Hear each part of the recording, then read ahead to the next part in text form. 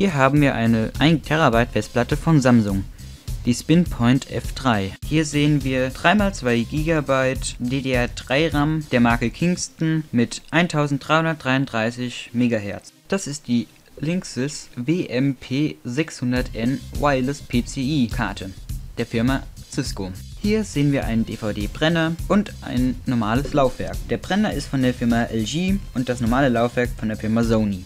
Das ist das Netzteil von Be Quiet mit einer Stärke von 530 Watt. Der Intel Core i5 750 mit 4x2,6 GHz.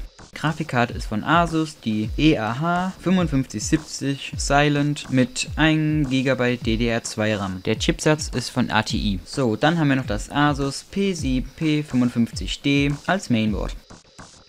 Und zum Schluss haben wir den Enermax Phoenix Neo ECA 3162 MIDI ATX Tower. An der Seite befindet sich ein großer 25 cm Lüfter. Dieser ist stufenlos regelbar und ist mit blauen LEDs beleuchtet. So, dann geht es jetzt los mit dem Bauen. Viel Spaß dabei!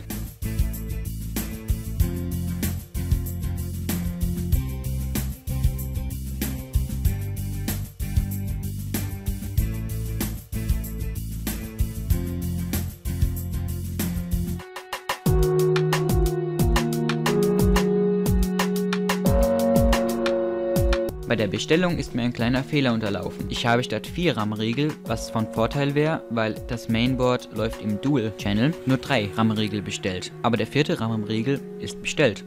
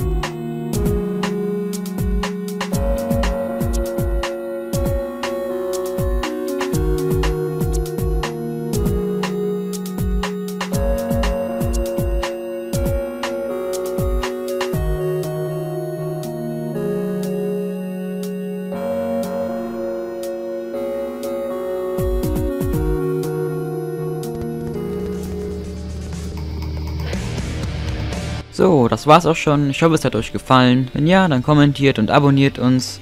Und ich gehe jetzt noch eine Runde verkabeln. Bis dann.